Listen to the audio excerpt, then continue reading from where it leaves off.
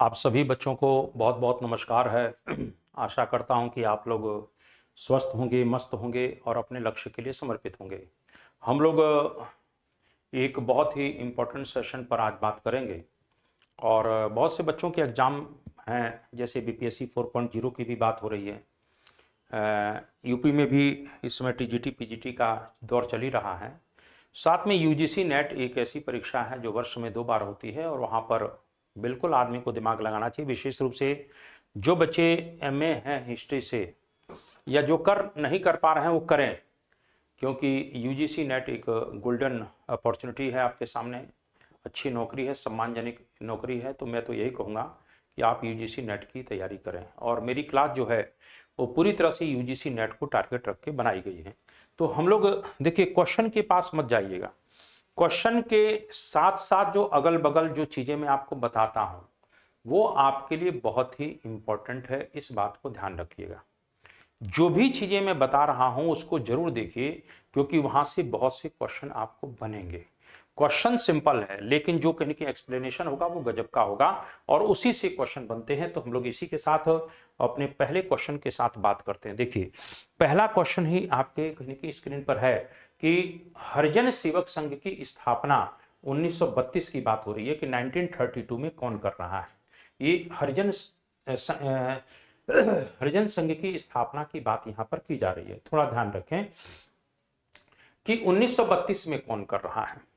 अब यहां पर ध्यान रख लेना कि जब सेकंड राउंड टेबल कॉन्फ्रेंस में जब गांधी जाते हैं और गांधी को ये बात लगने लग गई थी कि भाई अंबेडकर का ऑरा या वजूद तो बहुत मजबूत है, उसकी पकड़ हिंदुस्तान के जो दलित वर्ग है, जो अछूत वर्ग है, उसके अंदर बड़ी परफेक्ट तरीके से है। तो गांधी को भी यहां से लगने लगा कि हरिजनों के उत्थान और कल्याण के लिए मुझे भी कार्य करना चाहिए।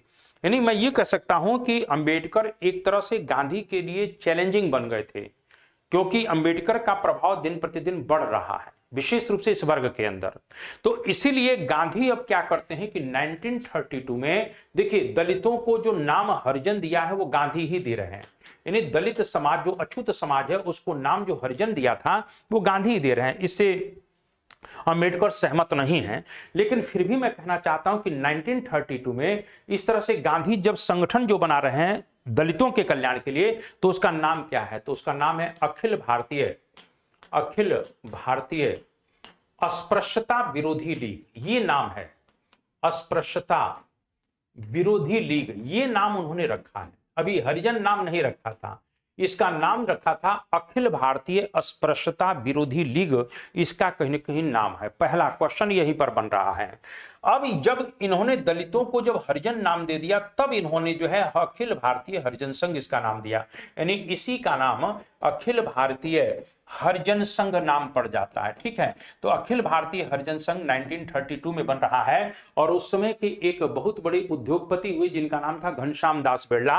यानी जो इसके अध्यक्ष बनाए गए, इसके जो अध्यक्ष बनते हैं वो जीडी बिरला बनते हैं। कौन बनते हैं? जीडी बिरला बनते हैं। ठीक है, एक ये भी क्वेश्चन बन गया। गांधी इस बात को ध्यान रखना कि हरिजनों के कल्याण से इतने प्रभावित थे कि वो हरिजन यात्रा भी निकल गए। किस पर निकल गए? वो हरिजन यात्रा। करीब ये यात्रा कितने की है? ध्यान रखना, 20,000 किलोमीटर की। देखिए, मैंने अभी कहा ना बाबू कि मेरे जो है एक्सप्लेनेशन में दम बहुत ज्यादा है। मैं खुद का इस बात को रहा हूं, क्योंकि बहुत चीजें मेहनत की जाती हैं तब अचीव होती हैं। 20,000 किलोमीटर की गांधी हरिजन यात्रा करने का उद्देश्य है कि उन गांवों में, उन क्षेत्रों में जाते थे, वो कोष बनाते थे हरिजन कल्याण के लिए और उन लोगों को जागृत करते थे। तो हरिजन यात्रा, अब ये पूछेगा कि हरिजन यात्रा उन्होंने कहां से की थी? तो वर्धा आश्रम से किया है।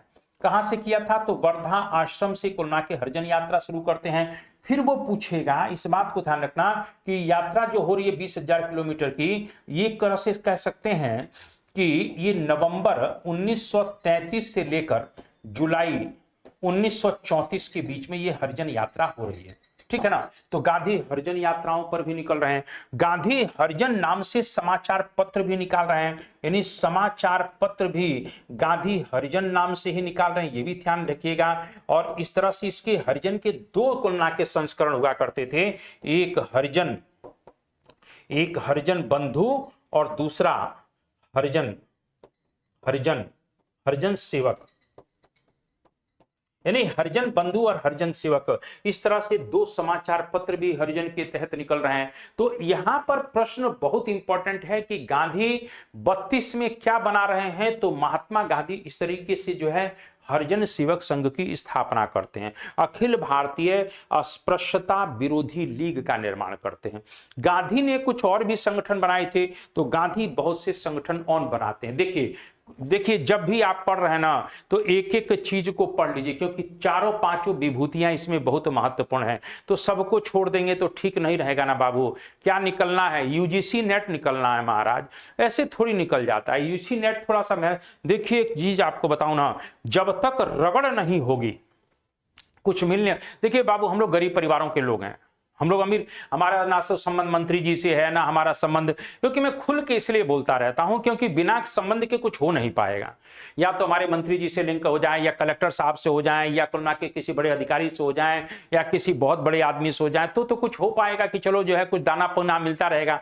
लेकिन हम लोगों का कहीं कहीं नहीं हो पाएगा। तो क्यों नहीं हो पाएगा? हम गरीब हैं। तो जब गरीब हैं तो क्या करना पड़ेगा? तो भगवान ने शक्ति दी है, सामर्थ्य दिया है, बुद्धि दिया है, विवेक दिया है, इसका उपयोग करके आगे बढ़ जाएंगे तो बढ़ जाएंगे, नहीं तो जाना तो है ही क्लियर। तो थोड़ा सा मेहनत करिए। यहां पर मैंने अभी आपसे कहा है यहां थोड़ी सी चीजों को मैं बताऊंगा, तब उसी परिप्रेक्ष्य में आपको मैं लेकर भागता हूं। यहां पर अगर गांधी के विषय में कुछ और बातें पढ़ लिया जाए, तो गांधी कोई और संगठन बना रहे हैं, तो गांधी बिल्कुल संगठन बना रहे हैं। एक तो उन्होंने बना दिया अखिल भारतीय हरिजन संघ, लेकिन गांधी मजदूरों के लिए भी संघर्ष कर रहे हैं, किसानों के लिए भी गांधी संघर्ष कर रहे हैं। जैसे 1917 में गांधी आते हैं तो चंपारण सत्याग्रह कर रहे हैं, 1918 में कोरोना के खेड़ा कर रहे हैं, अहमदाबाद टेक्सटाइल लेबर यूनियन का मामला उठा रहे हैं। तो गांधी 1918 में गांधी 1918 में अहमदाबाद टेक्सटाइल लेबर एसोसिएशन की स्थापना भी करते हैं। यानी Gandhi Ahmedabad textile labour association की स्थापना करते हैं, और इसी अहमदाबाद टेक्सटाइल लेबर एसोसिएशन के द्वारा ही गांधी एक सिद्धांत लेकर आते हैं जिसको ट्रस्टीशिप का सिद्धांत कहा जाता है। इस बात को ध्यान रखना, ट्रस्टीशिप का सिद्धांत। यानी गांधी ये बात कह रहे हैं कि भाई जितने भी उद्योगपति लोग हैं या जितने भी बड़े लोग हैं, अगर मानकर चलिए तुमने जो है 100 रुपए अगर कमाया है, तो अकेले तो कमाया नहीं है, ठीक है आपने पूंजी लगाई थी, लेकिन उसमें समाज के लोगों का भी तो बहुत बड़ा योगदान रहा होगा। तो गांधी ये कहते हैं कि मानकर चलिए तुमने 100 रुपए कमाया है, और सपोज करिए तुमको 75 रुपए रखना है, तो ठीक है 75 रुपए रख लीजिए। मैं एक एग्जांपल दे रहा हूं, 50 रुपए भी हो सकता है, 90 रुपए भी रख सकते हैं। मान के चलिए गांधी कहते हैं कि तुमको 75 रखना है, रख लीजिए, लेकिन जो ये 25 पैसा है, ये 25 रुपया जो है 100 रुपए में, इसके तुम ट्रस्टी बन जाओ। ट्रस्टी का मतलब है मालिक नहीं बनोगे, ट्रस्टी बनोगे। ट्रस्टी का मतलब क्या है? अब ये पैसा अपने ऊपर खर्च नहीं करोगे, ये पैसा समाज के हित पर खर्च होना चाहिए, समाज के कार्य पर खर्च होना चाहिए। कि जो तुमने पूंजी बनाई है, जैसे अंबानी भैया हैं, तो अंबानी के पास हजारों करोड़ रुपए की जो प्रॉपर्टी है वो अकेले बल पर तो नहीं है, बहुत से लोगों का सहयोग है। तो गांधी यही कहते हैं कि अंबानी भाई, अगर तुम्हारे पास 10,000 करोड़ रुपया है, तो उसका 75%, 80% आप अपने पास रख लीजिए, लेकिन 10%, 20%, 25% जो आप दे सकते हो, उसको समाज के हित के लिए खर्च करने के लिए आप उसके ट्रस्टी बन जाइए। और ट्रस्टी का मतलब होता है कि उस संपत्ति का मालिक अब वास्तविक मालिक समाज है। ट्रस्टी का मतलब है आप उसकी देखरेख करने वाले बन गए हैं, यानी उस पैसे का आप अपने या अपने परिवार के ऊपर कोई यूटिलाइज नहीं करेंगे। तो ये गांधी का जो ट्रस्टीशिप का सिद्धांत है, ट्रस्टी का मतलब होता है देखरेख करने वाले, वास्तविक मालिक तो कोरोना के समाज होता है। तो ये गांधी ट्रस्टीशिप का सिद्धांत भी यहां लेकर आ रहे हैं, ये भी बहुत इंपॉर्टेंट है। गांधी जब हिंदुस्तान में आते हैं तो कहीं की करघे की बात कर रहे हैं, चरखे की बात करते हैं। तो गांधी जो है खादी और चरखे को प्रमोट करना चाहते हैं। इसके लिए गांधी 1925 में, इस बात को थोड़ा ध्यान रखना, ऑल इंडिया स्पिनर्स एसोसिएशन की स्थापना करते हैं। यानी 1925 में गांधी ने फिर क्या किया? गांधी जो है ये all India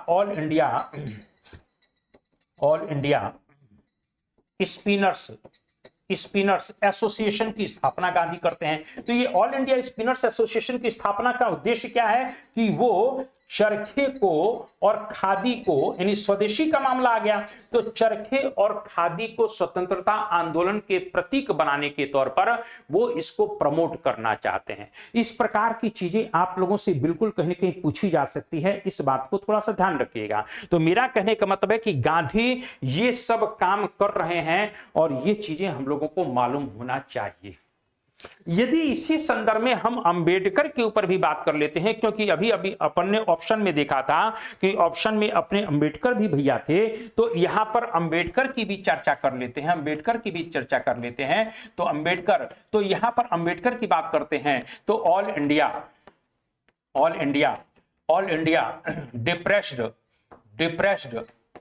depressed class, all India depressed class federation, ये ध्यान रखिएगा। तो इस प्रकार से all India depressed class federation की स्थापना करते हैं।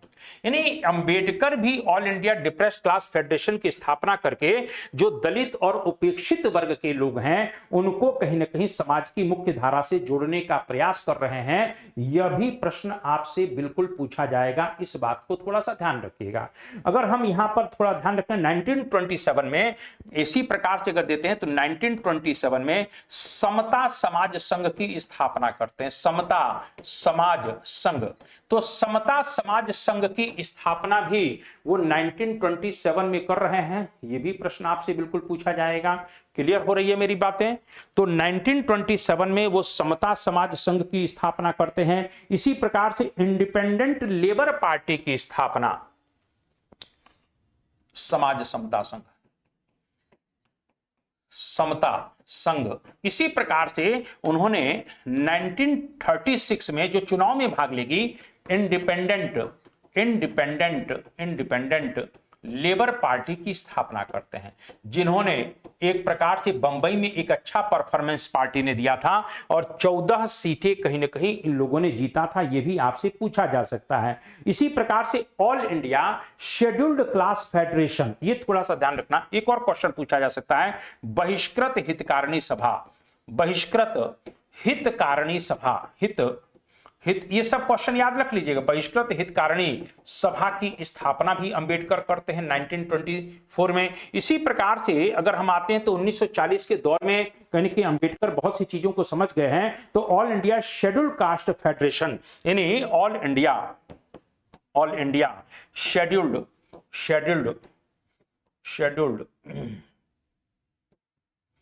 क्लास फेडरेशन, तो all India scheduled class federation की स्थापना भी ये कर रहे हैं। और पीपुल्स एजुकेशन सोसाइटी, ये कुलना की एक और संस्था है, पीपुल्स एजुकेशन सोसाइटी। तो ये ध्यान रखिएगा, इस प्रकार के संगठन अंबेडकर भी बना रहे हैं।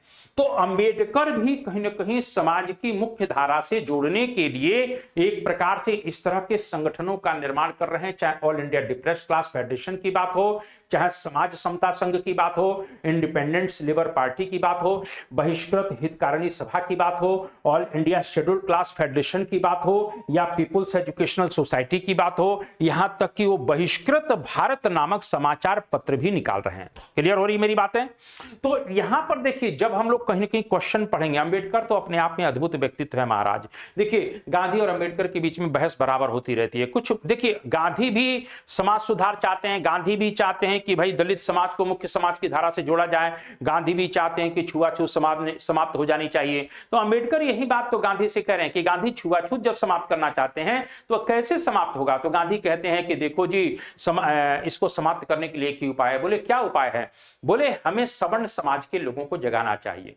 यानी गांधी कहीं ना कहीं वर्ण व्यवस्था को समाप्त करने के पक्ष में नहीं है, गांधी कास्टिज्म के समर्थक हैं। गांधी कहते हैं ये व्यवस्था कर्म पर आधारित है, यानी कि कहीं ना कहीं जो ब्राह्मण वर्ग में पैदा हो रहा है उसको शिक्षा दीक्षा पूजा पाठ करने का अधिकार मिलना ही चाहिए। जो क्षत्रिय वर्ग में है उसको कहीं ना कहीं समाज के कुलना के एडमिनिस्ट्रेशन प्रशासन सुरक्षा में रहना ही चाहिए। कृषि पशुपालन या व्यापार वाणिज्य का काम जो है वैश्यों को करना चाहिए, और जो शूद्र वर्ग है वो समाज की सेवा में लगे रहना चाहिए। यानी एक तरह से गांधी का कहीं ना कहीं अगर देखें तो गांधी का मतलब यह है कि शूद्र समाज का अगर व्यक्ति बहुत पढ़ा लिखा व्यक्ति भी है तो भी कहीं ना कहीं उसको क्या काम करना पड़ेगा? सेवा का ही काम करना पड़ेगा। मतलब क्या है? मतलब यह है कि गांधी यह कहते हैं कि उनको जब जन्म वर्ग में मिला है तो निश्चित रूप से उनके अंदर उस टाइप की योग्यता है, यानी शूद्र की योग्यता है, सेवा की योग्यता है, इसीलिए उसको उसी में रहना चाहिए। ये गांधी कुल मिला के अपना कंसेप्ट लेकर आते हैं। गांधी यहां तक कहते हैं कि जाति एक नैसर्गिक कुल मिला के आवश्यकता है। जो धर्म ग्रंथों में लिखा गया है वर्ण व्यवस्था के विषय में वो सही है, उसको होना चाहिए। गांधी ने तो यहां तक कह दिया कि न्यूटन के गुरुत्वाकर्षण के सिद्धांत और कास्टिज्म एक ही हैं। जिस प्रकार से पृथ्वी में कहीं ना कहीं एक प्रकार से चीजों को अपनी तरफ आकर्षित करने की शक्ति है, उसी प्रकार से कास्टिज्म भी एक नैसर्गिक चीज है। यानी गांधी ने जातिवादी व्यवस्था को न्यूटन के सिद्धांत से साथ जोड़ दिया। आप समझ सकते हैं कितनी बड़ी गजब की विडंबना इस देश में रही है, इतने बड़े पद पर पहुंचा हुआ व्यक्ति है। लेकिन अम्बेडकर कहते हैं कि देखिए, जाति सवर्ण समाज के लोगों को कुल मिला के जागरूक करने से समाप्त नहीं होगी। जाति से मतलब कहीं कि नीचे के लोगों का कुल मिला के कहीं कि शोषण समाप्त नहीं होगा। नीचे के लोग जो है कहीं ना कहीं शोषित होते रहेंगे, क्योंकि सवर्ण समाज के लोग तो कभी सुधरने वाले हैं नहीं, ये तो बात के मान के चलिए, क्योंकि हम हजारों सालों से देख रहे हैं कि कुल मिला के शोषण तो रहा है और आज भी शोषण हो रहा है। तो ये बात थोड़ा सा ध्यान रखिएगा। अंबेडकर कहते हैं कि जाति को ही समाप्त कर दिया जाए, ना रहेगा बांस ना बजेगी बांसुरी। तो यहां पर अंबेडकर जाति को समाप्त करने के संदर्भ में बात करते हैं, लेकिन ये जाति को बनाए रखकर सवर्ण समाज के लोगों को जागरूक करने में विश्वास करते हैं। एक और जो कंसेप्ट कहना के गांधी कहते हैं, जो ग्राम राज है, जो ग्राम राज है उसको आदर्श मानते हैं, वो ग्रामीण व्यवस्था को आदर्श मानते हैं। अंबेडकर आदर्श नहीं मानते हैं। अंबेडकर कहते हैं गांधी जी, इसका मतलब आप गांव के बारे में कुछ जानते भी हैं कि नहीं जानते हैं। गांव में राइट ऑफ इक्वलिटी की आप बात करते हैं कि देखने को मिल रहा है, स्वतंत्रता मिल रही है। आप गांव में जाएंगे तो जो दलित समाज के लोग हैं उनका घर द्वार या उनकी बस्ती गांव के बाहर बसाई जाती है। कहां पर समानता है? पंडित जी का जो है घर रहेगा वो कुल मिला के गांव के बीचों बीच रहेगा, और उसका जो घर रहेगा दलित समाज का उसको गांव के बाहर रखा जाता है। तमाम तरह के प्रतिबंध उसके ऊपर रहते हैं। वो स्वतंत्रता का कहां अधिकार है? वो कुल मिला के गांव की बस्तियों के बीच में से भी निकलना उसके लिए संभव नहीं होता है। वो गांव के सार्वजनिक कुएं से पानी नहीं पी सकता है, वो तालाब से पानी नहीं पी सकता है। उसके मजबूरी में कुल मिला के सवर्ण समाज के लोगों के लिए काम करना पड़ता है। तो आप ग्राम राज जो है या ग्रामीण व्यवस्था जो है उसको जो आदर्श मान रहे हैं, वो कैसे मान रहे हैं? आप बताइए ना, कि वहां पर ना तो स्वतंत्रता है और ना ही समानता है।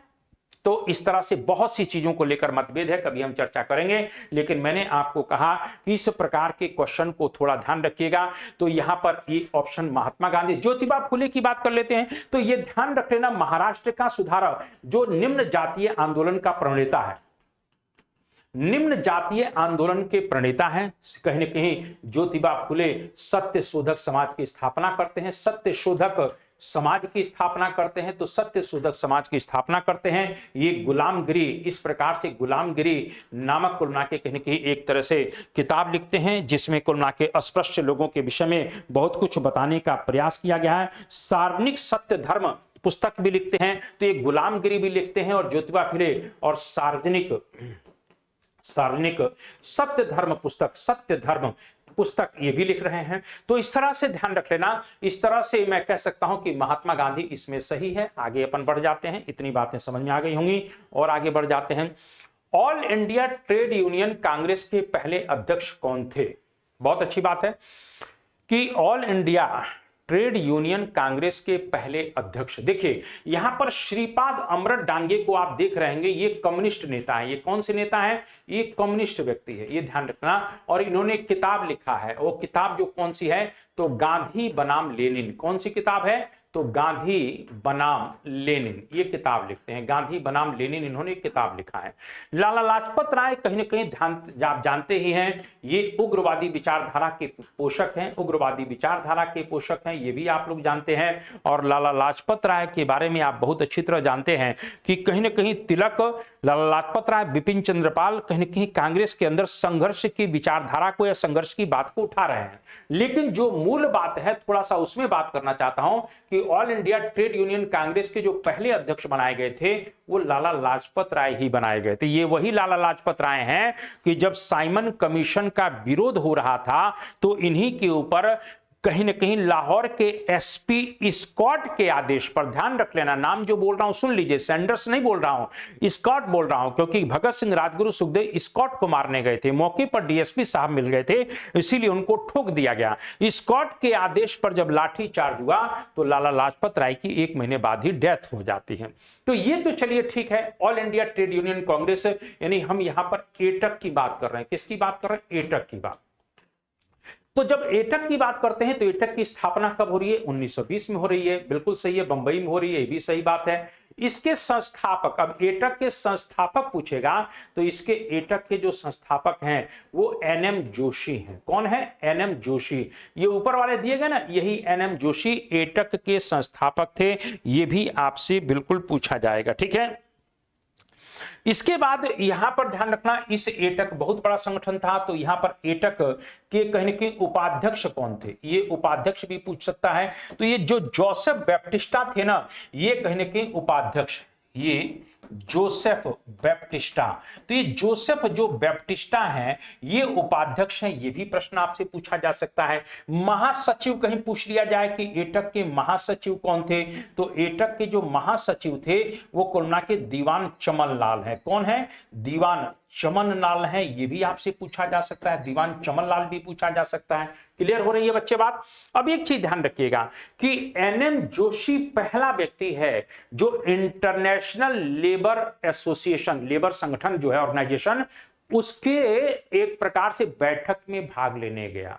यानी प्रश्न कई बार पूछा गया है कि भारत में एटक के प्रतिनिधि के रूप में इंटरनेशनल श्रम संगठन की बैठक में कौन भाग लेने जाता है, तो यहां पर आता है एनएम जोशी। यानी N M Joshi International Labour Organisation, अंतरराष्ट्रीय श्रम संगठन की बैठक में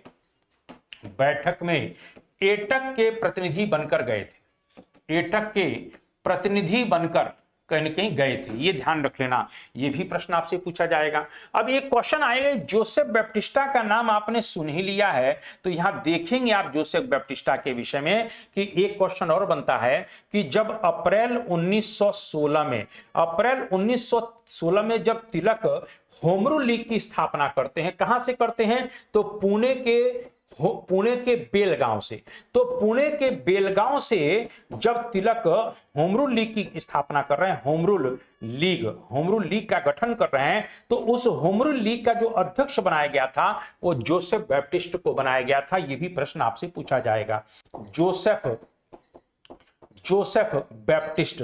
तो जोसेफ बैप्टिस्ट को उस होम रूल लीग का, यानी तिलक की होम रूल लीग का अध्यक्ष बनाया जाता है। यह भी प्रश्न आपसे बिल्कुल एकदम पूछा जाएगा मेरे बचवा। क्लियर हो रही है बातें? चलिए आगे बढ़ जाते हैं। इतनी बातें आपको समझ में आ रही हैं तो मेरे ख्याल से मुझे भी देखिए, थोड़ा सा चैनल को सब्सक्राइब भी करें, और देखिए मैं एक बात और बताऊं, अपने ग्रुप में ज्यादा से ज्यादा डाला करें। मैं मानता हूं कि मैं आप लोगों के साथ कंटिन्यू नहीं रह पाता हूं, लेकिन फिर भी मेरे चैनल पर इतना ज्यादा मसाला डला हुआ है, मेरे स्वयं के चैनल पर इतना मसाला डाला हुआ है कि आप वहां से बहुत से एग्जाम निकाल सकते हैं। थ्योरी की छोटी छोटी क्लिप मैंने बनाकर रखा है, उसमें पूरे पुराने आप वीडियो खंगालोगे तो छोटी छोटी क्लिप बना हुआ है कि जौहर क्या होता है, जजिया क्या होता है, छोटी छोटी ऐसी चीजें महावीर स्वामी के ऊपर, बुद्ध के ऊपर, दुनिया के ऊपर मैंने डाल रखा, उसको देखा करो यार, आप लोग देखते ही नहीं। तो यहां पर क्या होगा, पहले अध्यक्ष कौन है, तो यहां डी ऑप्शन, लाला लाजपत राय। ठीक है भैया, आगे बढ़ जाते हैं। साइमन कमीशन के बहिष्कार के कारणों में कौन सा कथन असत्य है? अब देखिए, मैंने अभी कहा कि जब भी आप पढ़ें तो यहां पर मत दिमाग लगाइए, ये दिमाग लगाइए कि ये व्यक्ति कौन है, यहां दिमाग लगाइए। जब यहां दिमाग लग जाएगा तो क्वेश्चन ऑटोमेटिक कहीं ना कहीं आपका सॉल्व हो जाएगा। अब जैसे मान के लिए साइमन कमीशन का गठन क्यों किया जा रहा है, क्योंकि 1919 के जब मॉन्टेग्यू चेम्सफोर्ड सुधार हम देख रहे हैं, मॉन्टेग्यू चेम्सफोर्ड सुधार जब हम देख रहे हैं तो वहां पर प्रांतों में आंशिक उत्तरदायी शासन दिया गया था। आंशिक ये ध्यान रखना। प्रांतों में जब आंशिक उत्तरदायित्व दिया गया था, क्योंकि प्रश्न भारत में आता है कि भारत में उत्तरदायी शासन की शुरुआत कब हुई थी, तो 1919 में हो रही है, 1919 में हो रही है। तो उसमें ये एक क्लॉज आया था 1919 में ही कि हर 10 वर्ष के बाद एक कमीशन गठित होगा और हम यह जांच करेंगे कि भारत में एक प्रकार से शासन व्यवस्था उत्तरदायी शासन के तहत कैसी चल रही है, क्या भारत के लोग उस व्यवस्था को चला पा रहे हैं, अगर चला पा रहे हैं तो उसको और एक्सटेंड करेंगे और बढ़ाएंगे, ये बात हो रही है। तो यहां पर मॉन्टेग्यू चेम्सफोर्ड सुधारों के आधार पर साइमन कमीशन के गठन की बात की गई थी। तो ये 1919 की जगह 1929 में गठित होना चाहिए था, यानी 10 वर्ष का अंतराल, लेकिन गठित कब हो रहा है, 1927 में। क्यों? दो कारण हैं। एक तो 1929 में ब्रिटेन में चुनाव है, कहीं प्रश्न आ जाए कि 1929 की जगह 27 में चुनाव क्यों हो गया, अरे साइमन कमीशन क्यों बन गया। देखिए एक बात बताऊं, आप लोग पूरी तरीके से यूजीसी नेट से जुड़े हुए बच्चे हैं।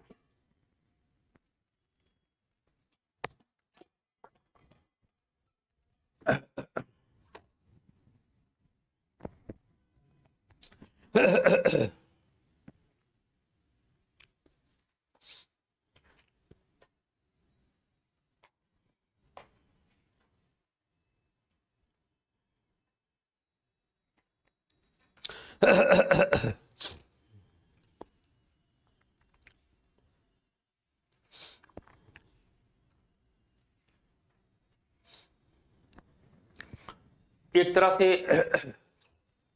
जुड़े हुए बच्चे हैं यूजीसी से, यूपीएससी से भी जुड़े होंगे बच्चे। तो यहां आपको एक एक चीज मालूम होना चाहिए।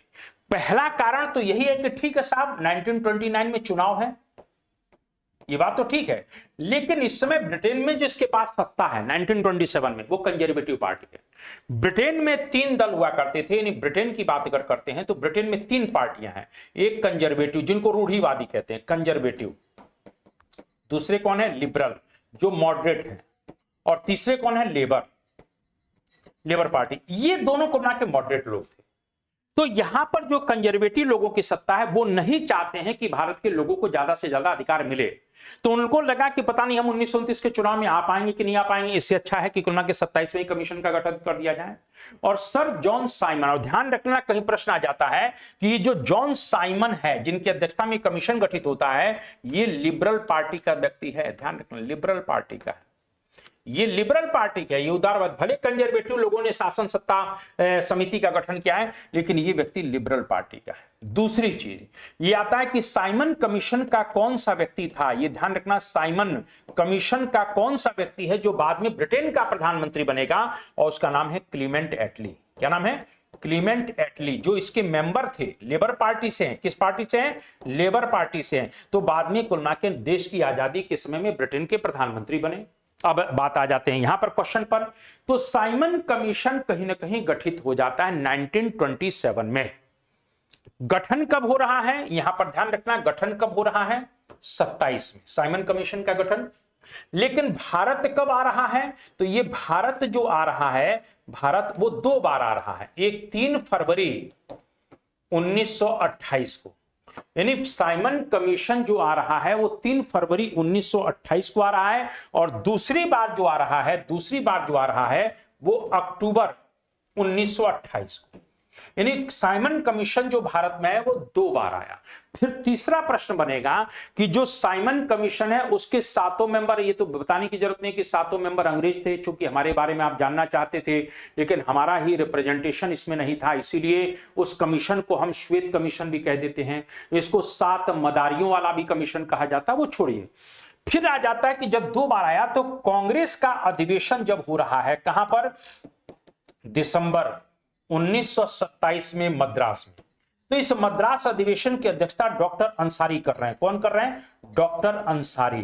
तो यहां पर आता है कि इसी अधिवेशन में साइमन कमीशन का विरोध करने का निर्णय लिया गया, क्योंकि चूंकि इसमें एक भी भारतीय नहीं था, क्योंकि आप हमारे बारे में जानना चाहते हैं और हमारा ही रिप्रेजेंटेशन नहीं है, इसीलिए हमने इस अधिवेशन में तय किया कि हम साइमन कमीशन का हर तरह से विरोध करेंगे। इसीलिए साइमन गो बैक का नारा दिया जाता है और मैंने अभी कहा कि लाहौर में इसी प्रकार से साइमन गो बैक के नारे के साथ जब लाला लाजपत राय विरोध कर रहे थे तो स्कॉट के आदेश पर सैंडर्स ने लाठी चार्ज कराया, जिसके कारण से लाला जी की कुछ समय बाद डेथ हो जाती है। तो यहां पर कहने की समय से पहले निर्मित होने के कारण बिल्कुल गलत है। आयोग के सभी सदस्यों के अंग्रेज होने के कारण, भारतीयों को आयोग में ना सम्मिलित करने के कारण, अब देखिए यहां पर भारतीयों को आयोग में ना सम्मिलित करने के कारण ये तो ठीक है, लेकिन इसमें ज्यादा एक्यूरेट सी ऑप्शन होगा, आयोग के सभी सदस्यों के अंग्रेज होने के कारण, यानी सभी अंग्रेज हैं, इसीलिए हम कहीं ना कहीं इसका विरोध कर रहे हैं। ये थोड़ा सा ध्यान रख लेना। क्लियर है? तो कौन सा कारण असत्य, अच्छा असत्य पूछ रहा है तो इस प्रकार से असत्य पूछ रहा है तो समय से पहले निर्मित होने के कारण, ये थोड़ा सा ध्यान रखना, ये असत्य है। और सत्य तो ये भी सत्य है, लेकिन ज्यादा एक्यूरेट ये सही होगा। तो इस प्रकार से बी ऑप्शन असत्य है। ठीक है, देखिए हम भी चकरा गए। क्लियर हो गई बातें और आगे बढ़ जाते हैं। और ध्यान रखिएगा, इसी साइमन कमीशन का बहुत महत्व है। इसी साइमन कमीशन की रिपोर्ट के आधार पर 3 राउंड टेबल कॉन्फ्रेंस यानी गोलमेज सम्मेलन लंदन में होगी और इसी गोलमेज सम्मेलन के पश्चात 1935 के भारत सरकार अधिनियम का जन्म होगा। क्लियर है? आगे बढ़ जाते हैं।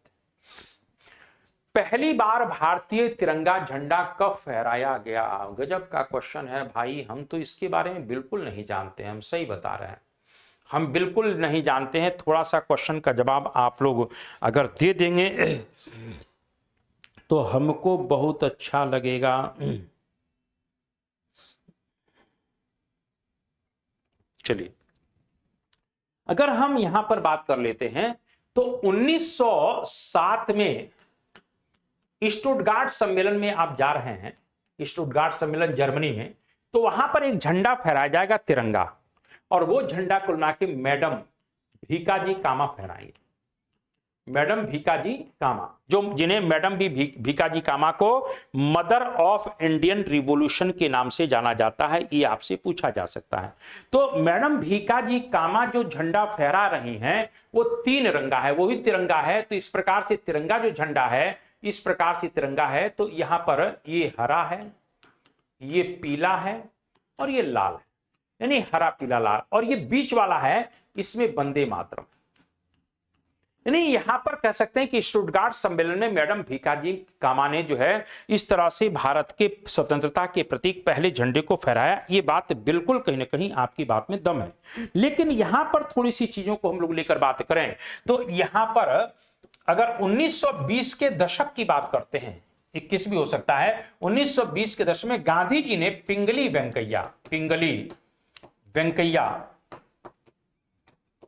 वेंकैया को सुझाव दिया कि भाई कुलमा के पिंगली वेंकैया, कहीं ना कहीं आप जानते हैं कि भारतीय तिरंगे के कुलमा के वास्तुकार माने जाते हैं। तो पिंगली वेंकैया को ध्वज डिजाइन करने का कहा, तो लाल और हरा लेकर आए। क्या लेकर आए?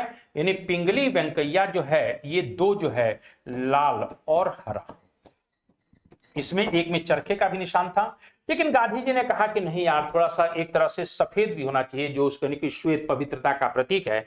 तो इस तरह से यहां पर इस तरह से गांधी जी के कहने पर अब इसको 3 कर दिया गया, यानी यहां पर लाल तो है और यहां हरा है और यहां सफेद कर दिया जाता है, यहां सफेद कर दिया गया और इसी में चरखा लगा दिया गया। गांधी जी ने कहा ये ठीक है यार, तो इसी प्रकार से ये तिरंगा आ जाता है। लेकिन एक ध्यान रखना, ये झंडा कब फहराया जा रहा है? पहली बार स्वतंत्रता के प्रतीक तिरंगे झंडे को तो इस तरह से 31 दिसंबर 1929 में कुल मिला के झंडा फहराया गया। प्रश्न ध्यान रखना, कांग्रेस ने कब झंडे को स्वीकार किया है? वो आपकी बात में दम है कि 31 दिसंबर 1929 को झंडे को कहने की फहरा दिया गया। लेकिन यहां पर क्वेश्चन आता है कि कांग्रेस ने किस अधिवेशन में, यह आता ध्यान रखना, कांग्रेस ने किस अधिवेशन में तिरंगे को स्वीकार किया? तो तिरंगे स्वीकार, ये ठीक है, झंडा फहरा दिया गया, क्योंकि आप जानते हैं 31 दिसंबर 1929 को लाहौर सेशन होता है, पूर्ण स्वराज की बात हो रही है, पूर्ण स्वाधीनता की बात हो रही है, तो स्वतंत्रता के प्रतीक इस झंडे को फहरा दिया गया, पिंगली वेंकैया वाले को। लेकिन कांग्रेस ने औपचारिक रूप से किस झंडे को स्वीकार किया, कहां किया, तो कराची अधिवेशन में स्वीकार किया। कौन से अधिवेशन में, कराची अधिवेशन 1931 में। वो झंडा फिर क्या हो जाएगा, वो आज वाला झंडा हो जाएगा। आज वाला झंडा कौन सा है, यानी आज वाला जो झंडा है तो यहां केसरिया हो जाएगा। वो लाल जो था ना वो केसरिया हो गया, ये सफेद हो गया और ये हरा हो गया। और यहां पर ध्यान रखना चरखा है, बाद में अशोक चक्र आएगा, ध्यान रखना, चरखे के बाद अशोक चक्र। जब 22 जुलाई 1947 को आप तिरंगा स्वीकार करोगे तब वहां पर कहीं ना कहीं अशोक चक्र को लगा दिया जाएगा, किसको हटाकर, चरखे को हटाकर, जिसके कारण से गांधी बहुत दुखी होते हैं। तो ये ध्यान रख लेना। इस तरह से पिंगली वेंकैया, यानी भारतीय तिरंगे का डिजाइन किसने तैयार किया था, तो इस तरह से पिंगली वेंकैया ने। तो यहां पर बी ऑप्शन सही होगा। कौन सा ऑप्शन सही होगा, बी ऑप्शन सही होगा। अच्छी बात कर रहे हैं आप लोग। नवंबर 1919 में दिल्ली में हुए अखिल भारतीय खिलाफत सम्मेलन की अध्यक्षता कौन करता है। अब यहां ध्यान रखना, फिर कहीं ना कहीं ये आता है खिलाफत। ये मामला बड़ा खतरनाक है कि आखिर खिलाफत मूवमेंट क्यों चल रहा है, ये भी प्रश्न हम लोगों के लिए जानना बहुत जरूरी है, ठीक है ना। प्रथम विश्व युद्ध का जो, अब देखिए खिलाफत के मुद्दे को थोड़ा सा समझ लीजिएगा। प्रथम विश्व युद्ध दौर चल रहा है, प्रथम विश्व युद्ध। तो ये प्रथम विश्व युद्ध का जो दौर चल रहा है वो 1914 से लेकर 1918 तक चल रहा है। इसमें क्या होता है, जो तुर्की है, ये तुर्की का जो सुल्तान था, तुर्की का जो सुल्तान था वो खलीफा है। खलीफा का मतलब है कि इस्लामिक जगत का सर्वोच्च धर्म गुरु। तो इस्लामिक जगत का जो सर्वोच्च धर्म गुरु है वो तुर्की का राजा है, तुर्की का सुल्तान है। तो तुर्की इस समय ब्रिटेन के खिलाफ है और जर्मनी प्लस ऑस्ट्रिया के साथ खड़ा है। तो जर्मनी ऑस्ट्रिया के साथ तुर्की का गठबंधन है इस युद्ध में। अब भारत के मुसलमान कहीं न कहीं किसको अपना आध्यात्मिक गुरु मान रहे हैं, खलीफा को, लेकिन इस समय तो ब्रिटेन के खिलाफ जा रहा है। तो ब्रिटेन के कुलना के सरकार ने ये कहा, नहीं भारत की ब्रिटिश सरकार ने कहा भारत के मुसलमानों से कि आप हमारा साथ दीजिए, कोई टेंशन की बात नहीं है। अगर हम युद्ध जीत जाते हैं तो आपके खलीफा के साथ किसी भी प्रकार का अपमानजनक व्यवहार नहीं किया जाएगा। भारत के मुसलमानों को यह बात विश्वास हो गई कि हमारे खलीफा के साथ किसी भी प्रकार का कोई गड़बड़ी नहीं होगी, और इसीलिए भारत के मुसलमान कहीं ना कहीं एक तरह से ब्रिटिश सरकार का सहयोग कर रहे हैं। लेकिन अंततः जब युद्ध में ब्रिटिश जीत जाते हैं तो इस खलीफा की ऐसी की तैसी कर दी जाती है, यानी तुर्की का विभाजन कर दिया जाता है। और यहां तक कि तुर्की का विभाजन करके खलीफा का जो महत्व था, जो पद था, उसको भी कम कर दिया गया या एक तरह से समाप्त सा कर दिया गया। खलीफा का पद जो है कुल ना के कहीं ना कहीं मान के चलिए कि तुर्की के सुल्तान का पद समाप्त कर दिया गया। खलीफा तो बने रहिए क्योंकि वो धार्मिक मामला है, लेकिन तुर्की के सुल्तान का जो पद जो है वो एक तरह से कहीं ना कहीं खत्म होता है। तुर्की का विभाजन कर दिया। भारत का मुसलमान शौक हो गया कि भाई हम तो तुम्हारा साथ इस आधार पर दिए थे कि हमारे खलीफा को कुछ नहीं करोगे, लेकिन तुमने तो हमारे खलीफा की ऐसी की तैसी कर दिया। और इस तरह से तुर्की के प्रति ब्रिटिश सरकार के इस कठोर रवैये के कारण भारत के मुसलमान आहत हो गए। और इसीलिए 1919 के प्रारंभ में, ध्यान रखिएगा, तुर्की के सुल्तान के प्रति ब्रिटिश सरकार के कठोर रवैये के कारण भारत के मुसलमान दुखी हो गए। और इसी कारण 1919 के प्रारंभ में ही कौन लोग हैं, कहीं न कहीं अली बंधु, ये ध्यान रखना, अली बंधु बहुत ही कट्टर व्यक्ति थे। अली बंधु, शौकत अली और कुलना के मोहम्मद अली, ये अली बंधु हैं जो ध्यान रखना इस तरह से खिलाफत के प्रमुख नेता के रूप में स्थापित हो गए। ठीक है, तो अखिल भारतीय खिलाफत कमेटी का जो गठन होने जा रहा है उसमें अली बंधु हैं, इसमें हकीम अजमल खां हैं, इसमें हसरत मोहानी है, इसमें मौलाना आजाद हैं। यानी भारत का जितना भी बुद्धिजीवी मुसलमान है वो एक तरह से जिन्ना को छोड़कर वो इस अखिल भारतीय खिलाफत कमेटी के साथ जुड़ गया। अखिल भारतीय खिलाफत कमेटी। तो ये अखिल भारतीय खिलाफत कमेटी का गठन हो जाता है, ध्यान रखना। और अखिल भारतीय खिलाफत कमेटी का गठन हो गया तो इसी कमेटी का पहला सम्मेलन नवंबर 1919 में दिल्ली में हो रहा है। और जब दिल्ली में हो रहा है तो अंततः अखिल भारतीय खिलाफत सम्मेलन की अध्यक्षता महात्मा गांधी यहां पर करेंगे, क्योंकि महात्मा गांधी ने इन भारत के मुसलमानों को यह आश्वासन दे दिया है कि मैं एक बहुत बड़ा मूवमेंट कुलना के लेकर चल रहा हूं, शुरू करने वाला हूं, और उसमें खिलाफत के मुद्दे को भी रखा जाएगा। यानी गांधी का यह कहना है कि इस जब भारत के राष्ट्रीय आंदोलन को तेज करना है तो निश्चित रूप से भारत के मुसलमानों का सहयोग लेने के लिए हमें खिलाफत के मुद्दे को असहयोग आंदोलन के साथ जोड़ना पड़ेगा। मैं कह सकता हूं यह गांधी की बहुत बड़ी राजनीतिक भूल भी कह सकते हैं। इस बात को थोड़ा सा ध्यान रखना। क्लियर है? अब यहां पर जो ये सब चल रहा है तो इसी समय ब्रिटेन ने मई 1920 में सेवरिज की संधि कर दी, सेवरिज की संधि। और सेवरिज की संधि के बाद अंततः तुर्की का विभाजन कर दिया। अब तुर्की का विभाजन किस संधि से हो रहा है? सेवरिज की संधि से। इससे भारत का मुसलमान और बौखला गया। उसने कहा तुम्हारी ऐसी की तैसी अंग्रेजों, अब हम गांधी जी के साथ जा रहे हैं। और इस तरीके से जो है इसी समय खिलाफत समिति जो बनी थी, खिलाफत कमेटी, इस कमेटी का गठन जून 1920 में इलाहाबाद में, ध्यान रखना, जून 1920 में इलाहाबाद में खिलाफत कमेटी का गठन होता है। खिलाफत कमेटी की मीटिंग होती है और खिलाफत कमेटी की जो मीटिंग हो रही है उसमें गांधी जी से कहा गया कि आप ही के नेतृत्व में एक तरह से बहिष्कार आंदोलन यानी असहयोग आंदोलन और खिलाफत आंदोलन चलेगा। यानी जून 1920 के इलाहाबाद के अधिवेशन में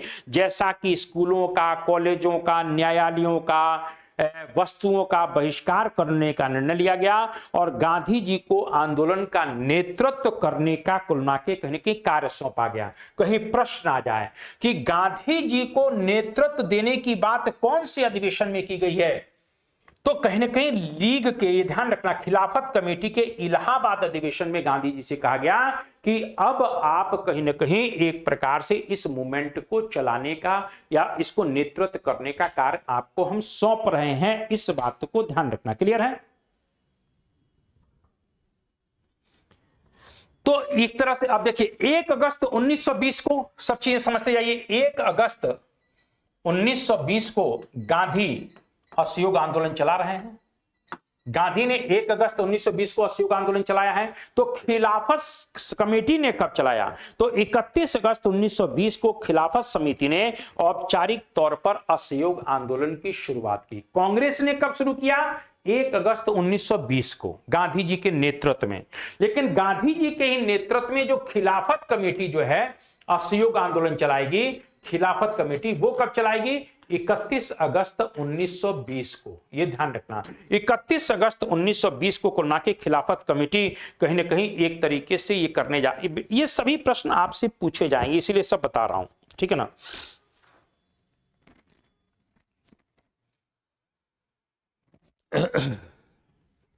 एक एक बात इसलिए मैं इस क्लास में बता दे रहा हूं क्योंकि सब चीजें बेटा मालूम हो जाएंगी।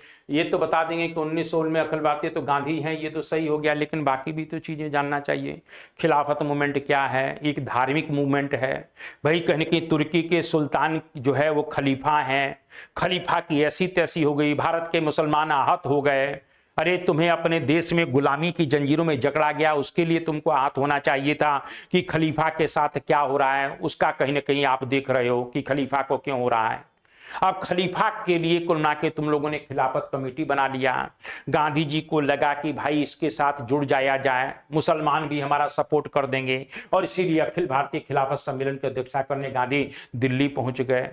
उसके पश्चात मई 1920 में सेवरिज की संधि हो गई, तुर्की का विभाजन ब्रिटेन ने कर दिया। इससे और सिर दर्द हो गया। तब क्या होता है? जून 20 में इलाहाबाद में खिलाफत कमेटी की फिर मीटिंग होती है और उसमें गांधी से कहा गया कि कॉलेज, यूनिवर्सिटी, सरकारी पद का बहिष्कार करिए और हम कुल मिला के ये आंदोलन चलाने का कार्यभार आपको सौंपते हैं। 31 अगस्त 1920 को कुल मिला के खिलाफत कमेटी ने इस तरह से असहयोग आंदोलन शुरू करने का निर्णय ले लिया। क्लियर हो रही है मेरी बात की? नहीं समझ हो रही है? इसी प्रकार से जुलाई 1921 में, क्योंकि प्रश्न एक बहुत इंपॉर्टेंट पूछा जाएगा कि असहयोग आंदोलन जब गांधी शुरू करेंगे इस दिन 1 अगस्त को, उसी दिन तिलक की डेथ होती है, तो उस दिन भारत का एक राष्ट्रीय नेता जिसे बेताज बादशाह कहते हैं उनकी डेथ हो जाती है, जिनका नाम क्या नाम है, बाल गंगाधर तिलक।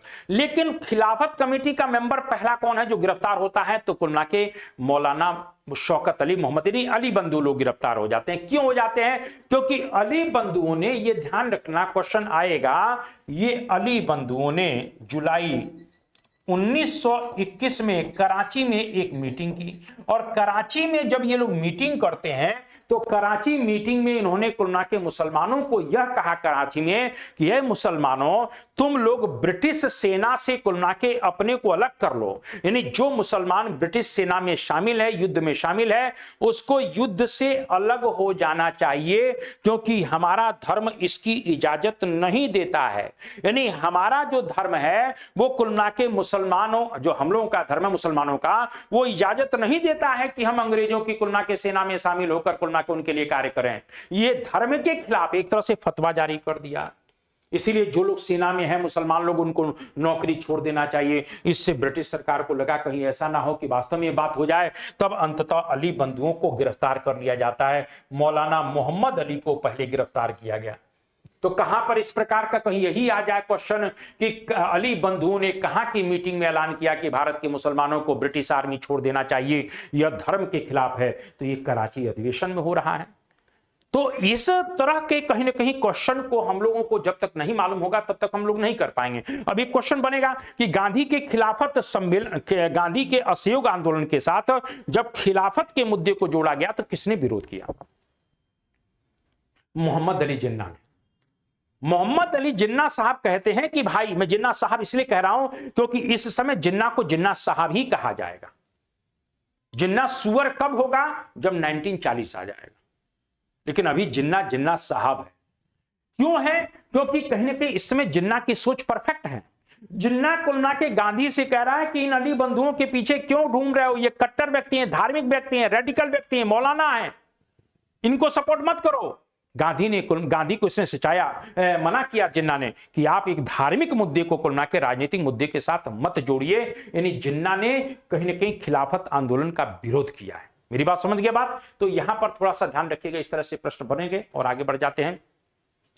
देखिए अब आ जाता है आजाद हिंद फौज की बचाव समिति के बारे में बताइए। तो आजाद हिंद फौज की बचाव समिति की चर्चा थोड़ी सी कर लिया जाए कि बचाव समिति क्या है। ठीक है भैया, तो बचाव समिति देख लेते हैं।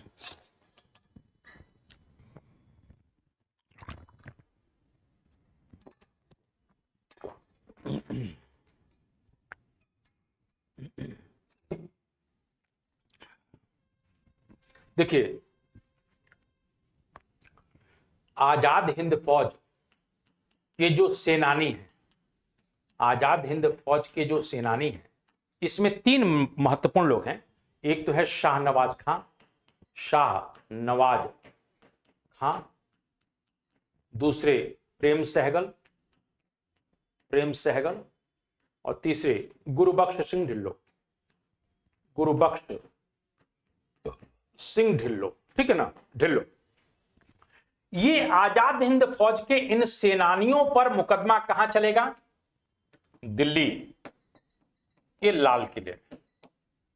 छोटे छोटे क्वेश्चन लेकिन इंपॉर्टेंट। दिल्ली के लाल किले में कुल मिला मुकदमा चल रहा है, पहली बात हो गई। यह मुकदमा कब से कब तक चलेगा? तो नवंबर 1945 से लेकर मई 1946 तक यह मुकदमा यहां चल रहा है। नवंबर 45 से लेकर मई 46 तक, क्योंकि 18 अगस्त 1945 को जैसे ही सुभाष चंद्र बोस का एक तरह से एक्सीडेंटल घटना बताया जाता है, अभी क्लियर नहीं है, लेकिन जैसे उनके डेथ के बारे में घोषणा की गई तब कलना के आजाद हिंद फौज खत्म हो गई और इस तरह से सब पकड़े गए। ठीक है, पकड़ लिए गए। दिल्ली के लाल किले में मुकदमा चल रहा है।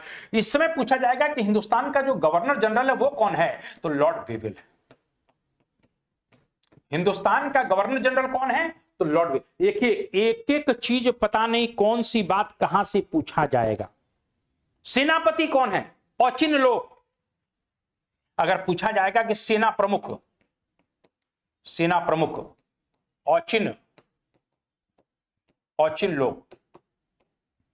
औचिन्य लोग, ये सेना प्रमुख है। अब थोड़ा सा हम लोग आगे बढ़ जाते हैं कि औचिन्य लोग हो गए, 3 लोग हो गए। बिल्कुल सही है, ठीक है, ठीक। अब ये आता है कि इन युद्ध बंदियों ने आजाद हिंद फौज के सेनानियों पर जो मुकदमा चल रहा है, तो इसमें कुल मिला के कांग्रेस ने इनका समर्थन किया, मुस्लिम लीग भी समर्थन में है, हिंदू महासभा भी समर्थन में है, आरएसएस भी कुल मिला के कहीं आजाद हिंद फौज बचाव समिति के साथ खड़ी है। यानी आजाद हिंद फौज के सेनानियों को बचाया जाना चाहिए। भारत के सभी पार्टी और सभी दल के लोग खड़े थे। यहां पर कम्युनिस्ट भी कुल मिला के एक साथ खड़े हो गए, कम्युनिस्ट भी खड़े हुए हैं, सिख लीग के लोग भी खड़े हुए हैं, सिख लीग के लोग भी खड़े हैं।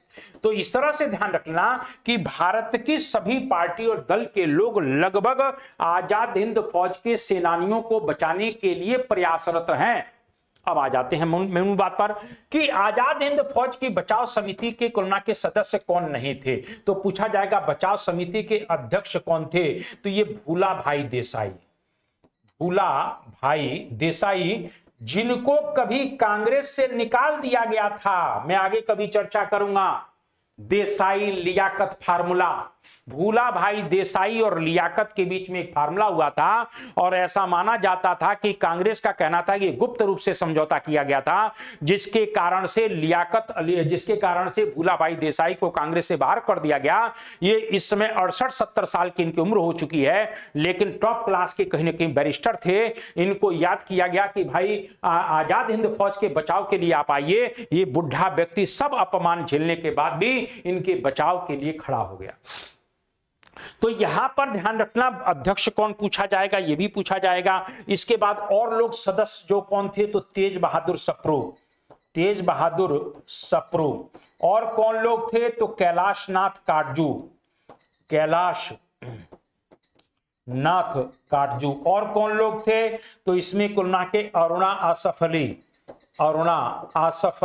आप कहोगे सर जवाहरलाल नेहरू का नाम क्यों लास्ट में रख रहे हैं। देखिए मैं एक बात बताऊं ना, जवाहरलाल नेहरू हकीकत में अगर देखा जाए तो 1945-46 में चूंकि चुनाव है और वो एक तरह से भारत के लोगों की सिंपैथी लेने के लिए इस कहीं के ग्रुप में शामिल हो गए।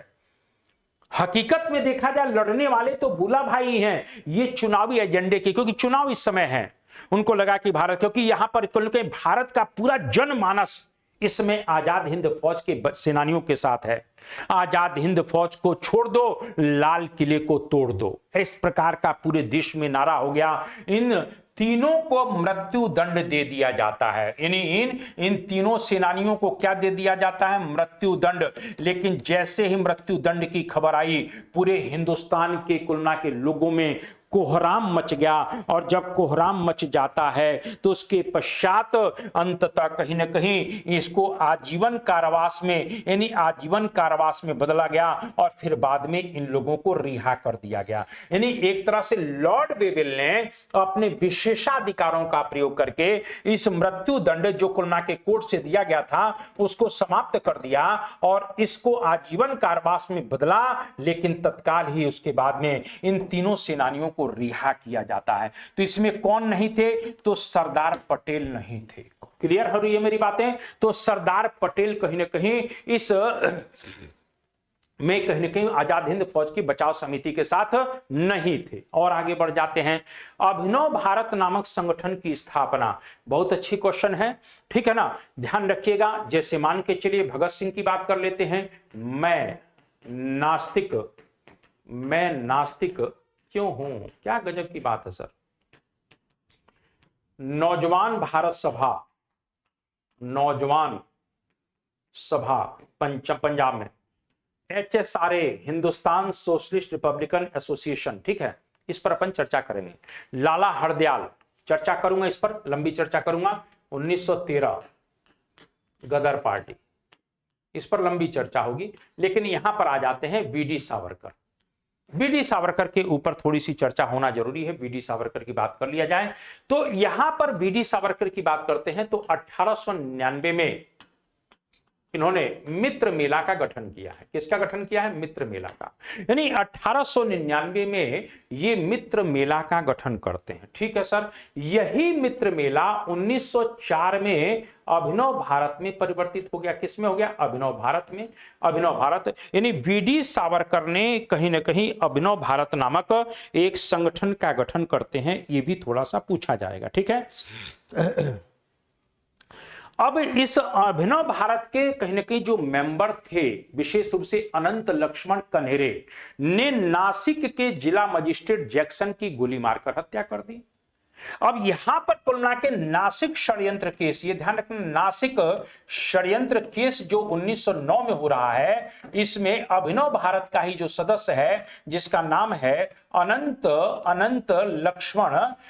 लक्ष्मण कन्हेरे, इसने कन्हेरे नासिक के जिला मजिस्ट्रेट जैक्सन की गोली मारकर जब हत्या कर दी तो अंततः सरकार ने अब कुल मिला के अपना दबिश दिया और बहुत से लोगों को पकड़ा। इसमें कुछ लोगों को फांसी होती है, जिसमें अनंत लक्ष्मण कन्हेरे का नाम है, विनायक देशपांडे का नाम है, कृष्ण जी गोपाल का नाम है। तो अनंत लक्ष्मण कन्हेरे, विनायक देशपांडे, ये थोड़ा सा ध्यान रखना। और कहीं ना कहीं कृष्ण जी गोपाल, इन तीनों लोगों को तत्काल फांसी दी जाती है। लेकिन इस समय वीडी सावरकर को क्यों गिरफ्तार किया जाता है? इसीलिए किया जाता है क्योंकि ये जो हथियार तीनों के पास आए थे वो लंदन से कुल मिला के किसने भेजा था? वीडी सावरकर ने अपने संगठन को, और उसी हथियार का उपयोग किया गया था। इस आधार पर वीडी सावरकर को लंदन में कुल मिला के इंडिया हाउस से गिरफ्तार किया जाता है, क्योंकि आप जानते हैं कि कहीं ना कहीं वीडी सावरकर की बात अगर कर लें तो ये जो वीडी सावरकर हैं, थोड़ा सा इसको ऐसा ले लिया जाए तो ज्यादा अच्छा रहेगा। वीडी सावरकर जो हैं, इनकी अगर बात कर लें तो ये आधी बात यहां कर लें, क्योंकि ये 1904 में अभिनव भारत का गठन करते हैं, उसके बाद ये लंदन चले जाते हैं और लंदन में कुल मिला के कहीं कहां रहते हैं? इंडिया हाउस में। ये ध्यान रखना, कहां रहते हैं? इंडिया हाउस में रहा करते थे। इंडिया हाउस क्या है? इस इंडिया हाउस की स्थापना श्याम जी कृष्ण वर्मा ने किया है।